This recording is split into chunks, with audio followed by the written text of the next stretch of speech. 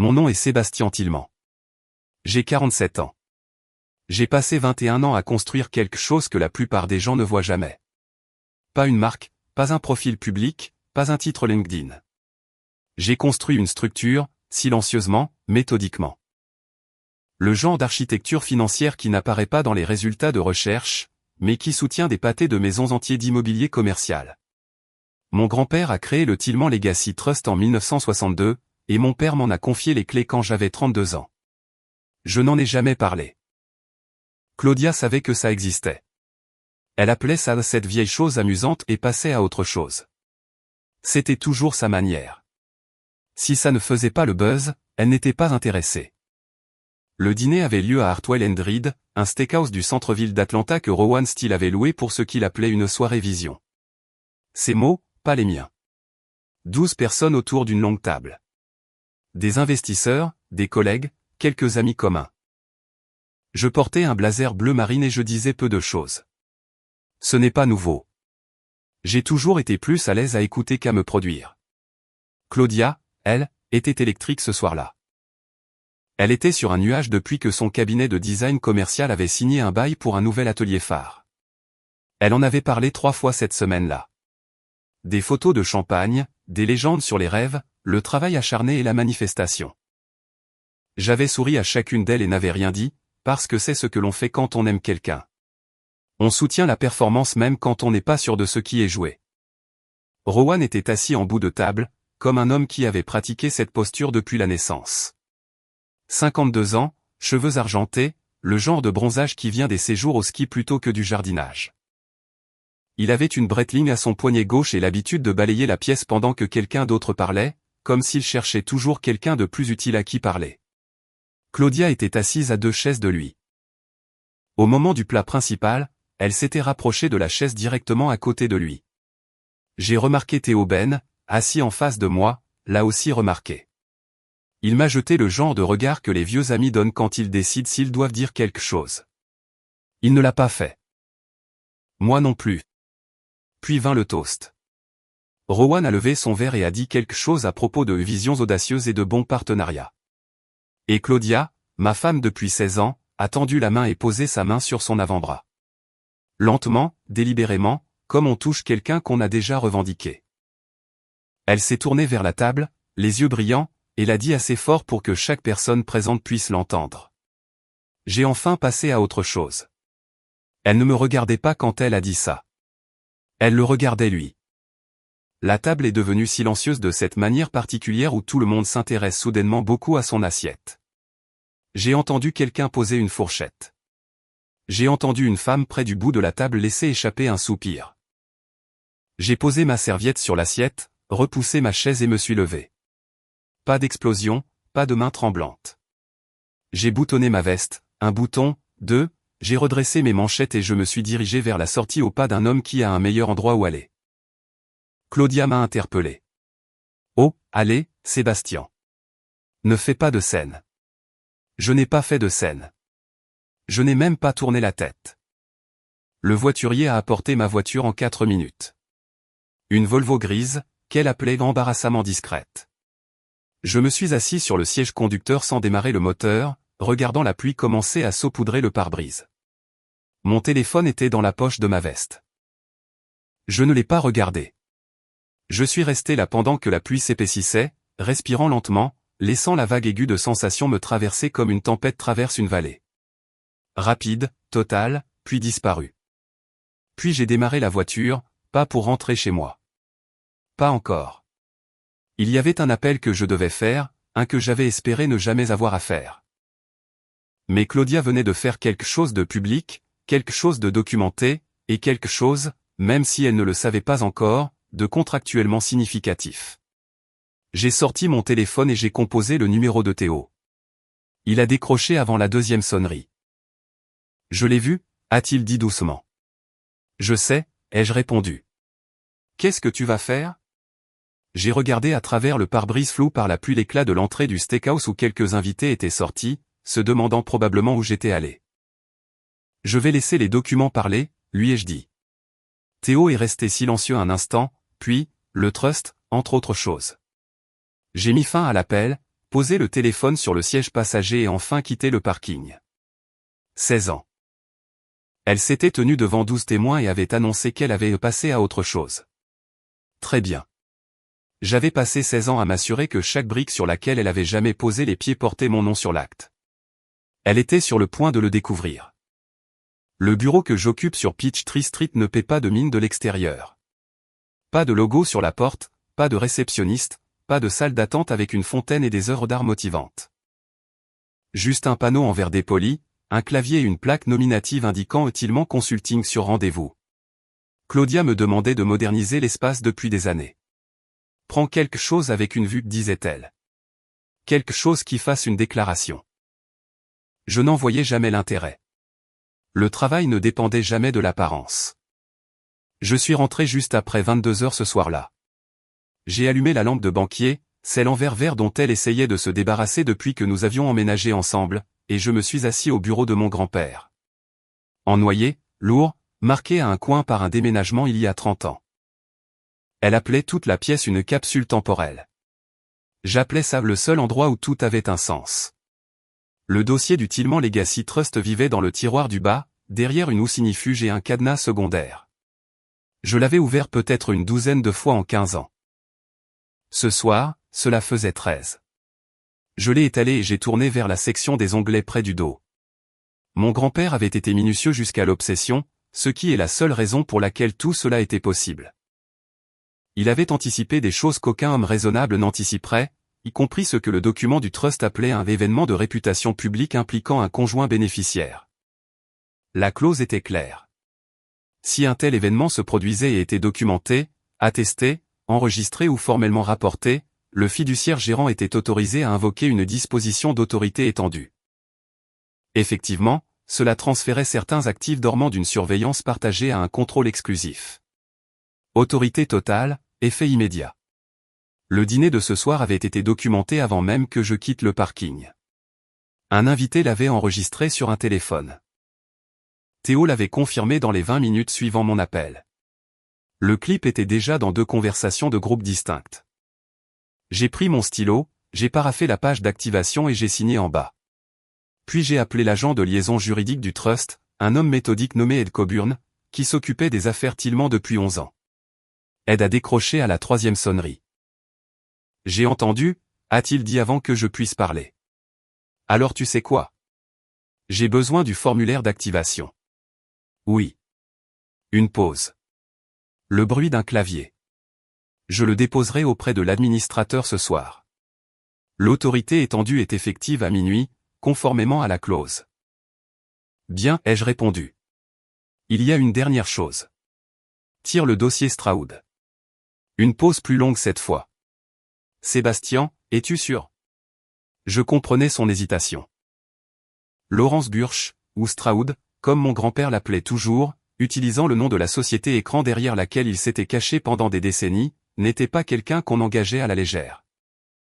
Il avait 69 ans, dirigeait une opération de capital investissement à Charlotte et avait passé la majeure partie de 30 ans à essayer d'éroder Tillman Holdings par des manœuvres juridiques, des batailles de procuration et un pipeline de poursuites stratégiques. Mon grand-père l'avait battu à chaque fois. Mon père l'avait battu une fois. Je n'avais jamais eu à traiter avec lui directement. Mais 2 semaines auparavant, Stroud avait envoyé un intermédiaire, une invitation à déjeuner discrète transmise par un contact commun. J'avais refusé. Maintenant, assis dans le noir avec un formulaire d'activation signé devant moi, je reconsidérais. Tire le dossier, ai-je dit. Ne le contacte pas. Juste tiens-le prêt. Ed a confirmé et a mis fin à l'appel. Je me suis penché en arrière dans la chaise de mon grand-père et j'ai fixé le plafond. La pluie m'avait suivi du restaurant et pressait maintenant régulièrement contre la fenêtre. La pièce sentait le vieux cuir et le cirage à bois, et quelque chose que je ne pouvais décrire que comme de la patience. Le poids accumulé des décisions prises sans se précipiter. Le cabinet de Claudia avait signé un bail il y a 4 mois, un studio phare au 7e étage du Hartwell Commerce Center. Elle l'avait célébré comme une conquête. Des photos, un dîner, un article de blog sur le fait d'être enfin arrivé. Ce qu'elle ne savait pas, ce qu'elle n'avait jamais pris la peine de demander, c'est que le Hartwell Commerce Center était géré par une filiale du Tillman Trust appelée Ardenfield Property Group. J'avais une autorité de co-signature sur chaque bail majeur de cet immeuble. Son studio existait parce que je l'avais discrètement approuvé. Je ne l'avais pas fait comme un levier à l'époque. Je l'avais fait parce qu'elle était ma femme et que je voulais qu'elle réussisse. Mais les intentions ne réécrivent pas les documents. Le bail était réel. L'autorité était réelle. Et ce soir, elle s'était tenue devant 12 personnes et s'était déclarée libre de moi. J'ai ouvert mon ordinateur portable et j'ai sorti le dossier de bail Ardenfield. Clause 14b, examen de réputation et de conflit d'intérêts. Toute conduite publique d'un locataire ou d'une partie affiliée qui créait un conflit documenté avec la propriété dirigeante pouvait déclencher un examen de conformité obligatoire. Elle avait créé ce conflit elle-même, devant des témoins, en vidéo. Je n'ai pas initié l'examen ce soir-là. J'ai simplement signalé le dossier et ajouté une note, à surveiller pour un déclencheur formel. Puis j'ai fermé l'ordinateur portable, éteint la lampe et suis resté assis dans le noir pendant un moment. À minuit, l'autorité étendue était mienne. Je suis rentré à 12h14. La maison était sombre. La voiture de Claudia était dans l'allée, ce qui m'a surpris. Je m'attendais à moitié à ce qu'elle soit encore au restaurant, en train de gérer les dégâts. Je suis entré par la porte latérale, j'ai traversé tranquillement la cuisine et je suis allé directement dans la chambre d'amis. Je n'ai pas vérifié mon téléphone. Je savais déjà ce qu'il contenait. Ces textos, probablement de plus en plus pressants, de décontractés à inquiets, puis à quelque chose de plus acerbe. Ils pouvaient attendre. Tout pouvait attendre. J'avais déjà fait la seule chose qui comptait ce soir-là. Les documents avaient été signés. L'heure avait sonné minuit. Et pendant que Claudia dormait dans le couloir, le fondement sous ses pieds avait tranquillement, et de façon permanente, changé. Je me suis réveillé dans la chambre d'amis à 6h14 du matin. Pas d'alarme, juste le silence particulier d'une maison qui retient son souffle. Mon téléphone était posé face contre terre sur la table de nuit où je l'avais laissé. Je l'ai ramassé et retourné. L'écran affichait un nombre qui aurait semblé surréaliste si je ne m'y étais pas déjà attendu. 132 appels manqués. Claudia, à partir de 22h47 la nuit précédente, jusqu'à 2h16 du matin, puis une pause, puis 3 autres à partir de 5h50. À côté de cela, 11 SMS dont le ton passait de désinvolte à défensif, puis à quelque chose qui ressemblait moins à une épouse qu'à une négociatrice acculée. J'ai fait défiler tout cela. Il y avait un message qui ne venait pas de Claudia. Il était arrivé à 10h08 du matin d'un numéro que j'ai immédiatement reconnu. Raymond Foss, son père. Il sait. Appelle-moi avant de tout perdre. Je l'ai lu 2 fois. Raymond Foss n'était pas un homme qui utilisait un langage dramatique. Il avait 71 ans, avait passé 4 décennies dans le prêt commercial et communiquait avec l'efficacité de quelqu'un qui construisait à l'heure, même à la retraite. 6 mots de Raymond signifiaient que quelque chose l'avait suffisamment secoué pour qu'il abandonne complètement le masque professionnel. J'ai posé le téléphone, je me suis habillé et je suis allé faire du café. Claudia était déjà dans la cuisine. Elle portait encore les vêtements de la veille, son blazer légèrement froissé, ses cheveux tirés en arrière à la hâte, ce qui indiquait qu'elle n'avait pas beaucoup dormi. Elle s'est retournée en m'entendant entrer, et j'ai vu qu'elle avait répété quelque chose. L'expression de son visage avait cette tension particulière d'un discours préparé mais pas encore prononcé. J'ai versé mon café et me suis appuyé contre le comptoir. Je n'ai rien dit. Sébastien. Sa voix était mesurée. Prudente. Qu'est-ce qui s'est passé hier soir? J'ai besoin que tu comprennes que ce n'était pas ce que ça avait l'air. J'ai pris une lente gorgée. Ce que ça avait l'air? Elle a cligné des yeux, déconcertée par la question. C'était une blague. Rowan a été un mentor pour moi. Je plaisantais. Toute la table riait. La moitié de la table était silencieuse, ai-je répondu calmement. Théo n'a pas ri. Les Anderson ont regardé leur verre. Et tu ne me regardais pas quand tu l'as dit. Tu le regardais lui. Sa mâchoire s'est crispée. Tu interprètes. Ton père m'a envoyé un texto à 1h du matin, ai-je dit.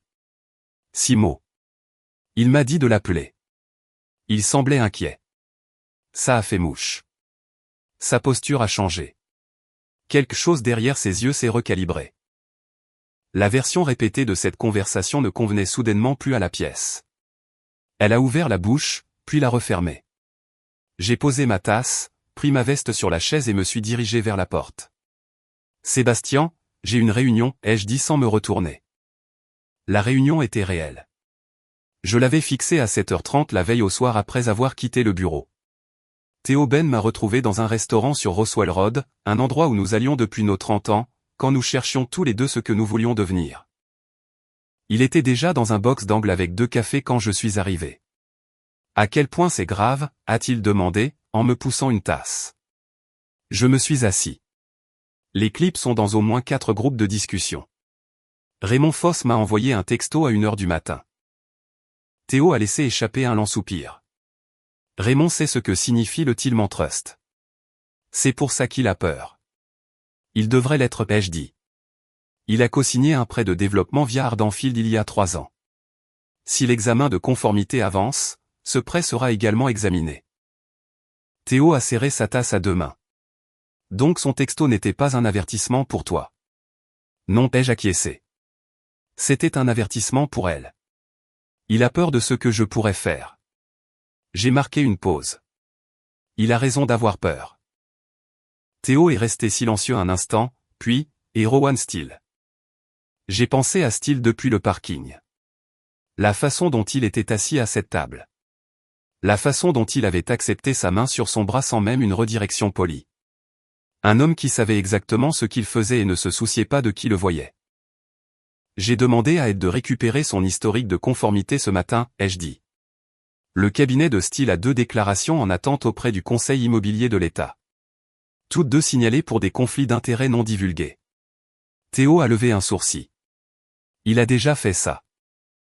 On dirait bien. J'ai tendu la main dans ma veste et j'ai posé une feuille pliée sur la table entre nous. Et maintenant, il l'a fait avec une femme dont le bail passe par mon trust, ce qui est devenu mon problème et le sien. Theo a déplié la page, l'a lu rapidement et l'a posée sans un mot. Dehors, le trafic matinal sur Roswell Road s'écoulait dans son flux indifférent habituel. Des gens avec des mardis ordinaires. Je les ai enviés pendant environ 30 secondes. Puis j'ai fini mon café, j'ai mis ma veste et je suis allé travailler. Lawrence Burch m'a appelé lui-même. Pas d'intermédiaire cette fois. C'était 15h, 2 jours après le dîner. J'étais à mon bureau, en train de revoir le dossier de conformité d'Ardenfield, quand le téléphone a sonné. Un numéro que j'avais enregistré il y a des années sous un seul mot, Stroud. Je l'ai regardé pendant 2 sonneries, puis j'ai décroché. Sébastien. Sa voix était de ce genre de douceur qui vient de décennies de pratique. Riche, tranquille, légèrement amusé, comme un homme qui n'avait jamais été pris au dépourvu. Je pense qu'il est temps que nous ayons une vraie conversation. Tu avais mon numéro, ai-je répondu. Tu aurais pu appeler n'importe quand au cours des 20 dernières années. Le moment n'était pas propice. Une brève pause. Il l'est maintenant. Nous nous sommes rencontrés ce soir-là dans un club privé à Buckhead. Sa suggestion, un terrain neutre en théorie, bien que tout dans l'endroit évoquait l'argent ancien et les rancunes plus anciennes encore. Burch était déjà assis quand je suis arrivé. 69 ans, les tempes argentées, portant un costume qui coûtait probablement plus que le loyer mensuel de la plupart des gens. Il s'est levé en me voyant et m'a tendu la main. Je l'ai serré. On ne refuse pas une poignée de main. On se souvient juste de la main de qui il s'agit. Vous ressemblez à votre grand-père, a-t-il dit alors que nous nous asseyions. Même lieu, même façon de se déplacer dans une pièce comme si vous saviez déjà où tout se trouve. Il m'a bien appris, ai-je dit, y compris de qui se méfier. Burch a souri à cela. Genuin, presque respectueux. C'était un homme remarquable. Il s'est trompé sur moi, mais remarquable. J'ai laissé cela sans commentaire. Il a rapidement abordé le sujet, ce que j'ai apprécié. Burch a expliqué qu'il suivait les mouvements de Rowan Steele depuis 18 mois. Steele, il s'est avéré, s'était discrètement positionné pour acquérir des propriétés commerciales en difficulté dans 3 codes postaux d'Atlanta, des propriétés qui se trouvaient directement adjacentes au Tillman Trust Holdings. Le stratagème était élégant, d'une manière prédatrice. Créer des conflits de proximité, déclencher des examens de conformité sur les locataires existants, puis intervenir pendant l'instabilité qui en résulte. Il a utilisé votre femme, a dit Burch platement, délibérément. Il a identifié son lien avec vous il y a 8 mois et a commencé à cultiver la relation. Le mot cultivé a atterri comme une pierre dans l'eau calme. J'ai gardé mon visage neutre. Que voulez-vous en échange de cette information, ai-je demandé. Burch s'est penché légèrement. Accès à une parcelle sur le corridor de Chattahoochee. Le site de l'entrepôt que votre grand-père a verrouillé en 1987. Il est inactif depuis 30 ans. Je savais que cette parcelle allait être mentionnée. Ça arrivait toujours avec Burch. Mon grand-père l'avait acquise spécifiquement pour la garder hors des mains de Burch, et les deux hommes avaient passé la majeure partie d'une décennie en litige à ce sujet. Cette parcelle n'est pas à vendre, ai-je dit. Elle ne l'a jamais été. Je ne demande pas à l'acheter, Burch a penché la tête. Un bail de développement de 10 ans. Je construis. Vous conservez la propriété. Nous en profitons tous les deux. Je l'ai étudié un long moment. L'offre était vraiment raisonnable, ce qui la rendait plus dangereuse que n'importe quel stratagème agressif. Lawrence Burch ne faisait pas d'offre raisonnable par générosité. Je vais y réfléchir, ai-je dit. Finalement. Mais j'ai besoin de la documentation sur Steele. Tout. Les dates, les communications, la stratégie d'acquisition. Il a fait glisser une clé USB sur la table sans hésitation. Il l'avait préparée. Bien sûr qu'il l'avait. Je l'ai ramassée, l'ai mise dans ma poche et je me suis levé. Une condition, a ajouté Burch, restant assis. Quoi que vous fassiez avec Steele, assurez-vous que c'est béton, car les gens avec qui il est lié ne supportent pas les pertes tranquillement. J'ai boutonné ma veste. Moi non plus. J'ai quitté le club sans me retourner. Dans la voiture, je suis resté un instant avec la clé USB dans la paume. L'avertissement de mon grand-père à propos de Burch a résonné quelque part dans un coin de ma tête. Ne faites jamais confiance à un homme qui a besoin de quelque chose de vous plus qu'il n'est prêt à l'admettre. Mais les informations sur Steele étaient réelles. Je pouvais les utiliser sans donner quoi que ce soit à Burch en retour. Du moins pour l'instant. J'ai démarré le moteur et j'ai appelé Ed Coburn. Nous devons parler de Rowan Steele, ai-je dit quand il a répondu. Tout. Claudia est venue à mon bureau un jeudi après-midi. Elle n'avait pas appelé à l'avance, elle s'était juste présentée, ce qui m'indiquait qu'elle avait perdu patience d'attendre que je vienne à elle. Mon assistante m'a appelé pour me dire qu'elle était dans le hall, et je lui ai dit d'envoyer Claudia après 5 minutes. Une petite chose, mais délibérée. Je n'allais pas me presser. Elle est entrée, sereine, bien habillée, le menton haut, l'expression d'une femme qui avait décidé que la confiance était toujours son meilleur atout. Elle a regardé le bureau une fois, la lampe de banquier, le vieux bureau, les étagères de dossiers, et j'ai pu voir le scintillement familier de dédain qu'elle n'avait jamais tout à fait appris à cacher. « Tu m'as évité, dit-elle, s'installant dans la chaise en face du bureau sans y être invitée. J'ai travaillé, ai-je répondu sans lever les yeux de la page devant moi. J'ai terminé la ligne que je lisais, mis le document de côté et lui ai accordé toute mon attention. De quoi as-tu besoin, Claudia?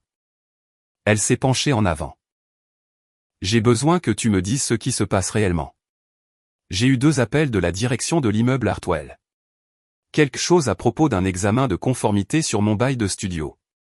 Mon avocat dit qu'il y a un drapeau de conflit d'intérêts sur le compte.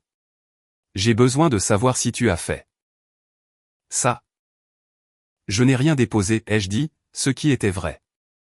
L'examen de conformité a été déclenché automatiquement en vertu de la clause 14b du contrat de bail. Il s'active lorsqu'un conflit public documenté implique la propriété gérante de la propriété. Elle m'a regardé. Qu'est-ce que ça veut dire en langage clair? Cela signifie que la soirée à Hartwell & Reed a été enregistrée, ai-je dit calmement. Plusieurs enregistrements. Ils ont circulé. Lorsque le bureau de gestion immobilière a vu le clip et a recoupé les noms, la clause s'est activée d'elle-même. Je n'ai pas passé un seul appel téléphonique. La couleur a changé sur son visage. Pas tout à fait pâle, mais proche. C'est une technicalité. Aucune commission raisonnable ne va. La commission n'a aucune discrétion en vertu de cette clause, ai-je coupé. C'est un examen obligatoire.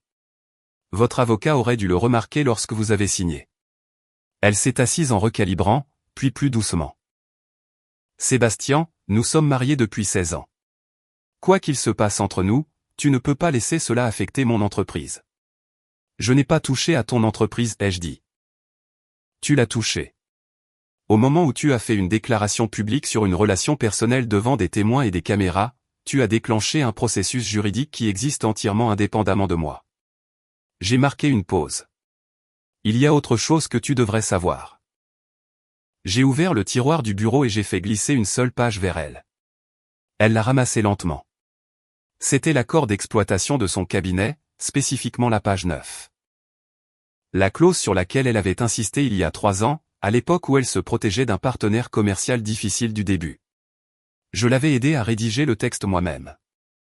À l'époque, elle appelait cela sa police d'assurance. Ses yeux ont parcouru le paragraphe. J'ai observé le moment où elle a atteint la ligne clé, conflit d'intérêts documenté avec un propriétaire immobilier gestionnaire, car sa mâchoire s'est crispée et son souffle s'est coupé d'une manière qu'elle ne pouvait pas contrôler. Cela ne peut pas s'appliquer à moi, dit-elle, la voix plus faible. J'ai écrit ça pour me protéger. Tu l'as écrit pour protéger l'entreprise, ai-je répondu. Le conseil d'administration de l'entreprise peut maintenant l'invoquer contre n'importe quel partenaire, y compris toi. J'ai laissé cela s'installer. Ton propre avocat est à ce conseil, Claudia. Qu'est-ce que tu penses qu'il va faire quand les résultats de l'examen de conformité atterriront sur son bureau? Elle a posé la page avec précaution, comme si elle pouvait exploser. Je ne savais pas, dit-elle. Cela est sorti à peine un murmure. Je sais que non. J'ai croisé les mains sur le bureau. C'est exactement le problème. Elle est partie 20 minutes plus tard sans un mot de plus. Je l'ai regardée traverser la porte vitrée et entrer dans le couloir, le dos droit, maîtrisant chaque centimètre de sa composition. Puis je me suis tourné vers mon bureau et j'ai décroché le téléphone. Ed Coburn a répondu à la première sonnerie. L'examen de conformité, ai-je dit, laissez-le avancer à pleine vitesse. Pendant les jours qui ont suivi la visite de Claudia à mon bureau, Rowan Steele a tenu un point de presse. J'en ai entendu parler par Théo avant de voir l'enregistrement. Il m'a appelé à 7 heures du matin, sa voix portant cette platitude particulière d'un homme qui annonce une nouvelle qu'il sait douloureuse, même si elle ne devrait surprendre personne. Steele est sorti publiquement, a dit Théo. Déclaration complète. Il se positionne en victime. J'ai regardé l'enregistrement 1 heure plus tard.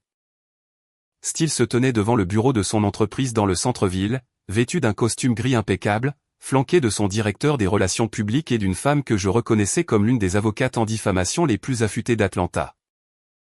Il a parlé pendant 4 minutes d'un ton mesuré et contrit, celui d'un homme qui avait pratiqué exactement cette performance. Il a déclaré qu'il avait été présenté à Claudia Tillman en tant que professionnelle indépendante recherchant un mentorat, qu'il n'était pas au courant de la nature complète de sa situation personnelle. Que certaines déclarations faites lors d'un dîner privé avaient été sorties de leur contexte et attribuées à une relation qui n'existait qu'à titre professionnel, et qu'il était profondément préoccupé par les dommages à la réputation de son entreprise causés par une personne qui avait, selon ses propres termes, représenté de manière erronée la nature de leur arrangement à plusieurs parties. Il n'a pas prononcé son nom.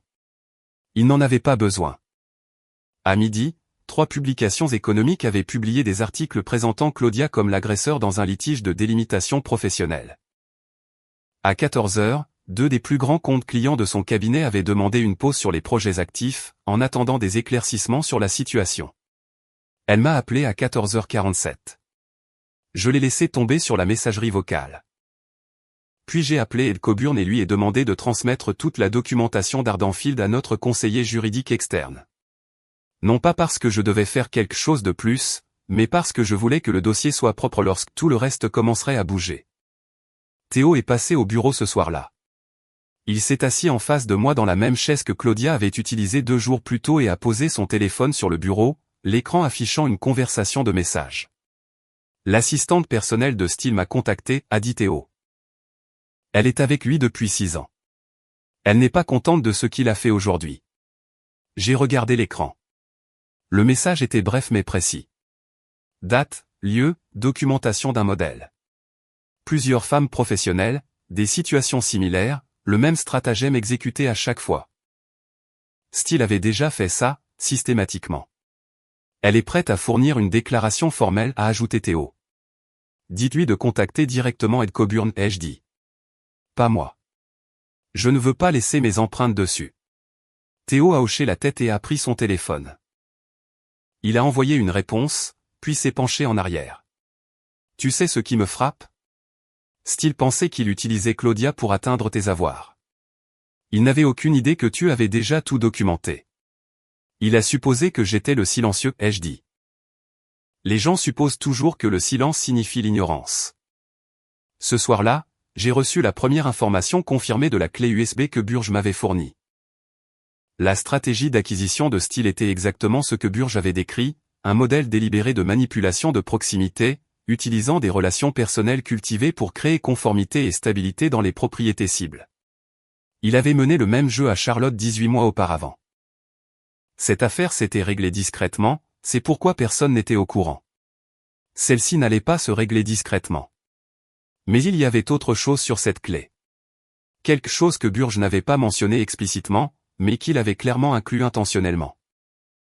Des documents suggérant que Steele avait des liens financiers avec 2 structures offshore qui étaient actuellement signalées dans une enquête fédérale distincte.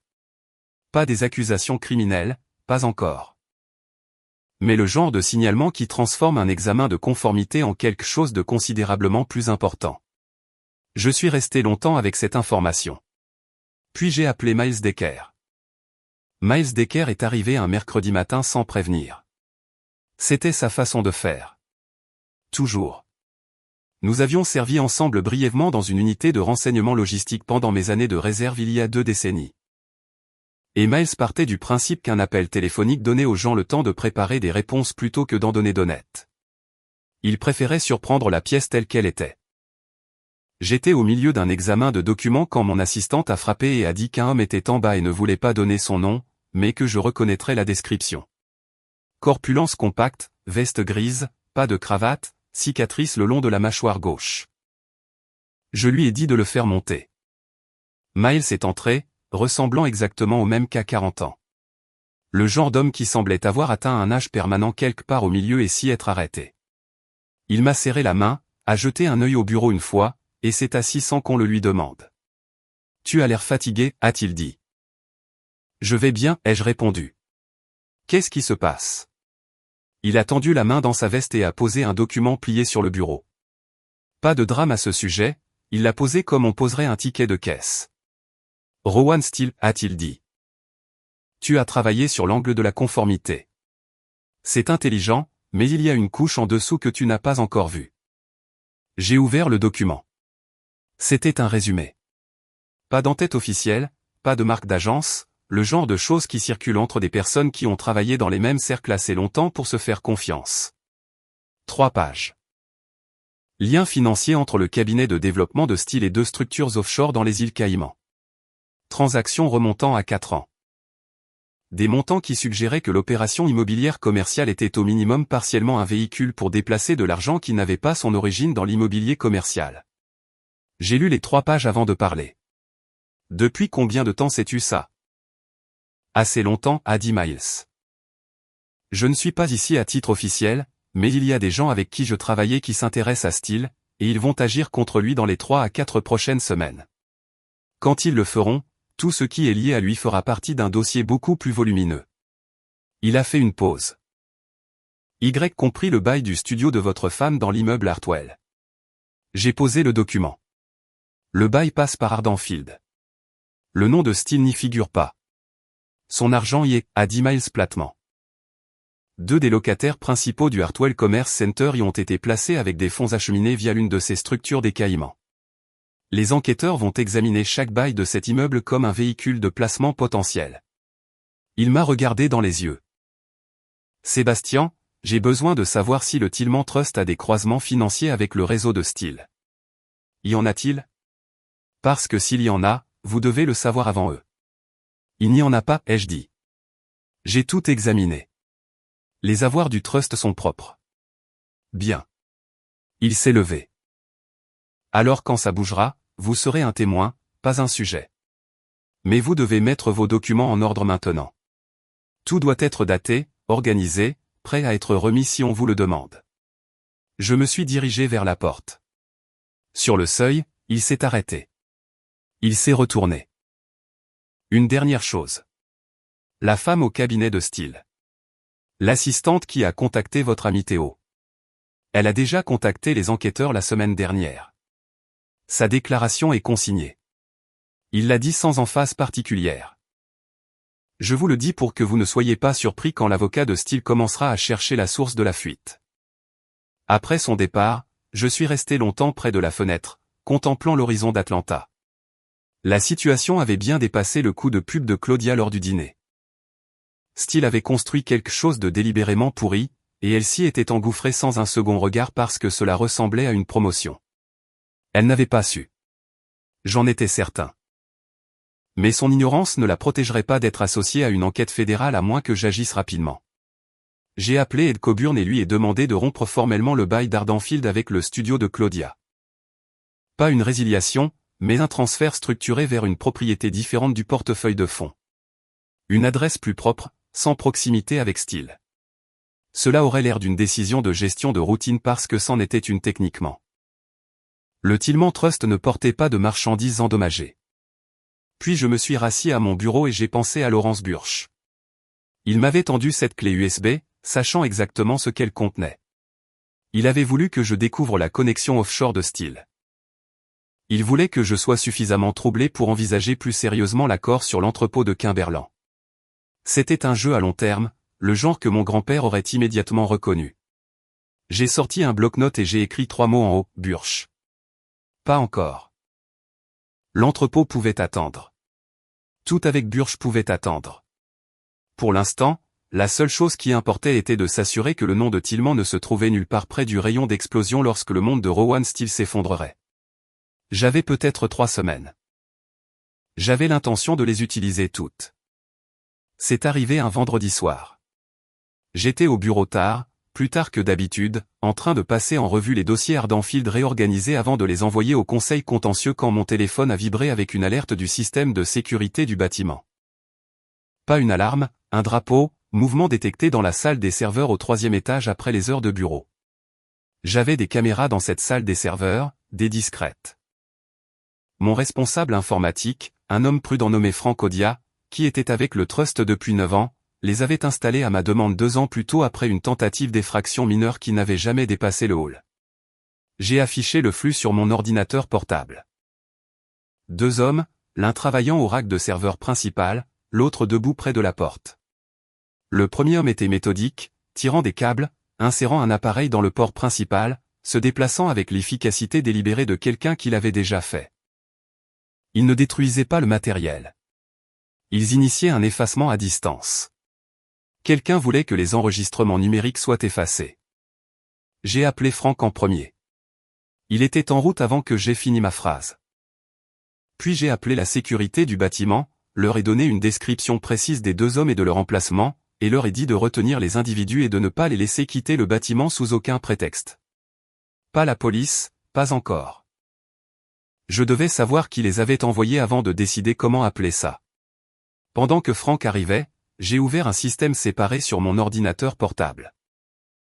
Il y a 18 mois, après l'effraction mineure, j'avais demandé à Frank de mettre en place une sauvegarde entièrement redondante, non basée sur le cloud, non connectée au réseau principal, un serveur d'archives physique dans une installation séparée de l'autre côté de la ville. Reflétant tout en temps réel, chaque document, chaque dossier de bail, chaque transaction du trust. Si quelqu'un effaçait le serveur principal ce soir, il effacerait une copie. L'original serait intact dans une pièce climatisée de l'autre côté d'Atlanta. Les 2 hommes ont été arrêtés par la sécurité en 8 minutes. La direction de l'immeuble a appelé la police. Je suis arrivé 22 minutes après l'alerte initiale. J'ai traversé le hall et j'ai trouvé les 2 hommes assis dans le bureau de la sécurité. Jeunes, d'apparence professionnelle, le genre d'aide technique engagé qui ne laisse généralement pas d'empreinte digitale sur l'ordre de travail réel. Je ne leur ai pas parlé. J'ai laissé la police s'occuper de l'interrogatoire. Ce que j'ai fait, c'est remettre à l'officier qui intervenait une copie imprimée de la vidéo de sécurité horodatée et une brève déclaration écrite identifiant la salle des serveurs spécifiques et son contenu. Frank m'a rejoint dans le couloir. Il était calme, comme le sont les gens compétents en cas de crise, concentré, pas ébranlé. Le serveur principal a été partiellement effacé, a-t-il dit doucement. Environ 40% des fichiers de bail d'Ardenfield, ils n'ont pas atteint les enregistrements de transactions du trust. La sauvegarde, ai-je demandé. Intacte, entièrement intacte. Il m'a tendu une tablette montrant l'état du système de sauvegarde. Tout était vert. Celui qui a ordonné cela ne connaissait pas l'archive secondaire. Personne ne la connaissait, ai-je dit. Sauf toi et moi. Frank a hoché la tête une fois, puis est allé s'occuper de l'équipe technique de la police. Je suis retourné à mon bureau, je me suis assis et j'ai réfléchi à qui avait le plus à perdre d'un dossier Ardenfield intact. Le nom de Steele ne figurait directement sur aucun des baux, mais ses liens financiers passaient par deux des locataires principaux, et si ces transactions étaient un jour recoupées avec les structures offshore que Miles avait documentées, la situation devenait très claire très rapidement. Il avait essayé de brûler les preuves avant que quiconque ne puisse les lire. Il y avait autre chose, cependant, quelque chose que je gardais depuis une semaine et que je n'avais encore dit à personne, pas même à Miles. Au fond du dossier maître d'Ardenfield, derrière les registres des locataires et les journaux de conformité, se trouvait un simple dossier manie intitulé Zone 4 en attente de transfert. À l'intérieur de ce dossier se trouvait un acte original signé, un document établissant une servitude de bail de terrain sur une parcelle adjacente au Hartwell Commerce Center. Une parcelle qui, si elle était développée, augmenterait considérablement la valeur des acquisitions cibles de Steele. L'acte portait le nom de l'avocat de Steele sur la ligne de préparation et la signature de Claudia sur le bloc témoin, signé 8 mois auparavant, bien avant le dîner, bien avant que j'aie une quelconque raison de surveiller. Elle avait été témoin d'un document pour son avocat sans me le dire. Peut-être n'avait-elle pas compris ce qu'elle signait. Peut-être l'avait-elle. Dans les deux cas, l'acte existait. Il était intact. Et maintenant, c'était le document le plus important du bâtiment. Je l'ai enfermé dans le tiroir du bureau, puis j'ai appelé Miles Decker.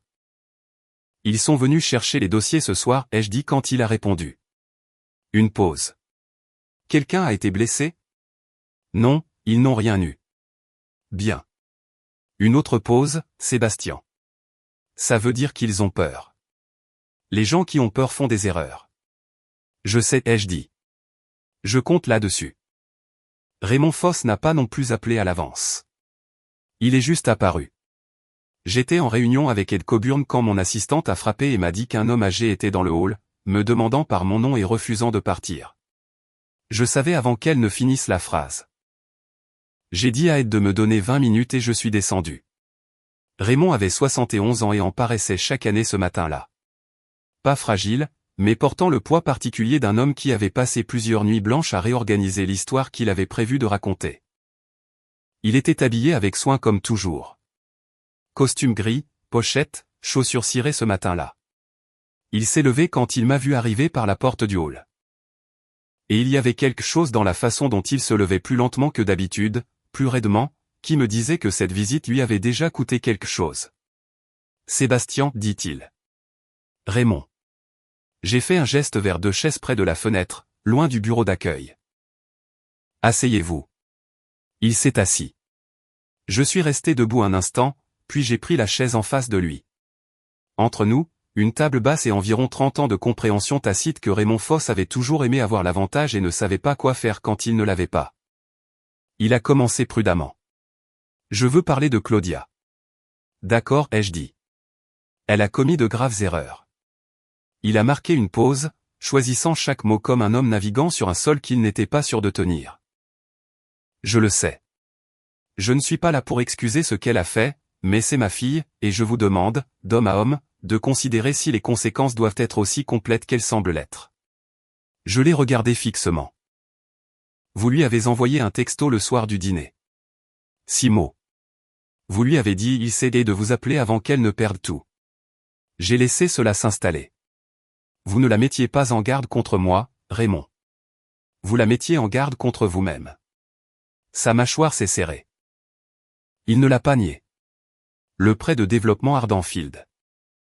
J'ai dit, vous l'avez co-signé il y a 3 ans par un arrangement privé avec la branche de prêt d'un trust. 4200 pieds carrés de garantie commerciale sur un projet qui n'a jamais pleinement fonctionné. Ce prêt est en statut différé parce que je ne l'ai jamais réclamé. J'ai marqué une pause. Je ne l'ai toujours pas fait. Raymond était très immobile. Je ne suis pas là pour détruire votre fille, ai-je continué. Je ne suis pas fait comme ça, mais je ne vais pas non plus prétendre que ce qu'elle a fait était un malentendu, et je ne vais pas rester assis en face de son père pendant qu'il me demande pardon. Il n'a pas le droit de faire cette demande. Raymond a baissé les yeux sur ses mains. Pendant un long moment, il n'a rien dit. Puis, doucement, que arrive-t-il auprès? Cela dépend de Claudia, ai-je dit. Si elle coopère pleinement au processus de conformité, sans obstruction, je le restructurerai. Des conditions équitables, pas de clause de pénalité. Je me suis légèrement penché en avant. Mais Raymond, si elle prend un avocat et se bat comme si elle était la partie lésée, je rappellerai toutes les notes différées du dossier, y compris la vôtre. Il a levé les yeux, pas en colère. Quelque chose de plus compliqué que cela. L'expression d'un homme qui avait bâti sa vie sur le fait d'être celui qui détenait les cartes et qui venait de réaliser qu'il était assis à une table différente de ce qu'il pensait. Elle ne savait pas pour Steele, dit-il finalement. Pas la vraie version de lui. Je sais qu'elle ne savait pas, ai-je répondu. C'est la seule raison pour laquelle cette conversation a lieu. Il s'est levé lentement, a ramassé son manteau sur le bras de la chaise et s'est redressé à sa taille normale. Il a tendu la main. Je l'ai serré. Je vais lui parler, dit-il. Bien, ai-je répondu. Dites-lui d'appeler Ed Coburn, pas son avocat. Ed d'abord. Il a hoché la tête une fois et s'est dirigé vers les portes du hall. Je l'ai regardé partir, un homme fier portant une version plus petite de lui-même à travers la vitre. Et puis je me suis retourné et je suis remonté pour finir ma réunion. Rowan Steele a été inculpé de fraude fédérale 11 semaines après le dîner à Hartwell and Reed.